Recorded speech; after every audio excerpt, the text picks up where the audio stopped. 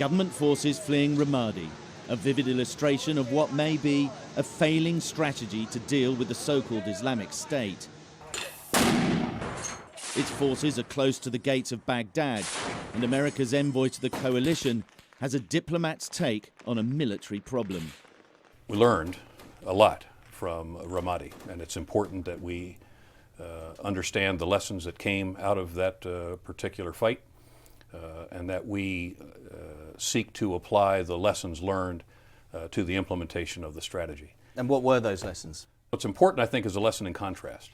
If you look at the Euphrates, that ground is under the control of the Iraqis and the tribes and the elements that have come out of al Assad.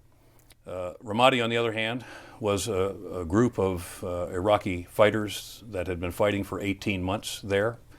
They had been under nearly constant pressure by Daesh, had held out for a long period of time. You know, there are some who have compared this to the fall of Mosul. This is not the fall of Mosul. These folks have been fighting hard for 18 months to hold on to that capital.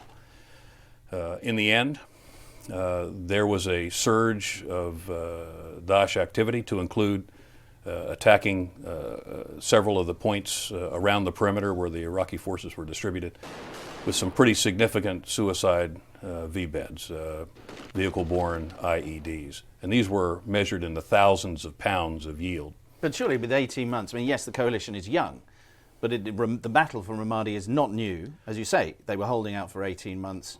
It must have been obvious to the experts from the United States of America and others that these guys were being hung out to dry. Well, hung out to dry, I think, is...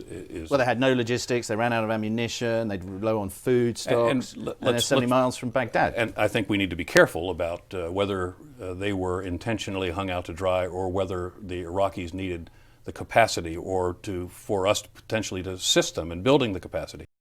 Islamic State's strategy is clear. It's consolidated its control over strategically important cities like Ramadi in Iraq and Palmyra in Syria. The aim, to establish bridgeheads to threaten the two capitals. And it's establishing political power through terror, spreading its influence beyond the areas it directly controls. And now it's got what looks like a clear run towards Jordan and Saudi Arabia. Islamic State is consolidating its hold over a bigger and bigger territory. Again, I would contend that saying that it's not going well for the coalition just isn't correct. We do have setbacks, and Ramadi is definitely a setback. There are elements of Iraqi security forces that are approaching Ramadi now.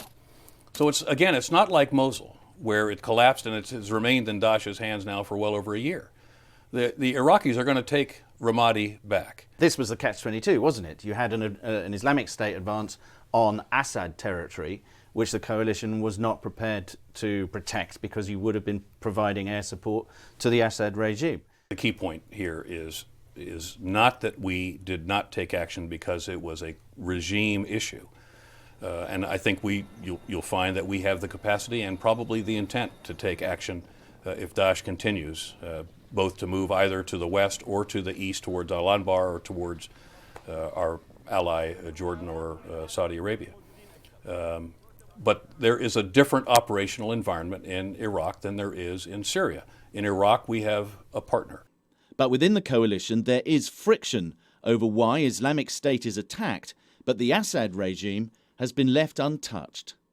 Syria is a different case because we don't have the kinds of partnerships right now that we need ultimately for the long term. There isn't a strategy for Syria, is there? Yes, there is.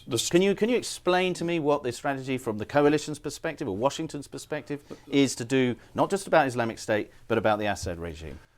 The strategy of the coalition is to deal with Daesh. The policy ultimately is to deal with Bashar al Assad, and that is not a strategy. That is not a component of the strategy with respect to Daesh. But the subtlety of that distinction is going to be lost on America's most important regional allies, Qatar, Turkey and Saudi Arabia. To them, fighting Islamic State is almost secondary to ending Assad's reign of terror. Sam Kiley, Sky News, Washington.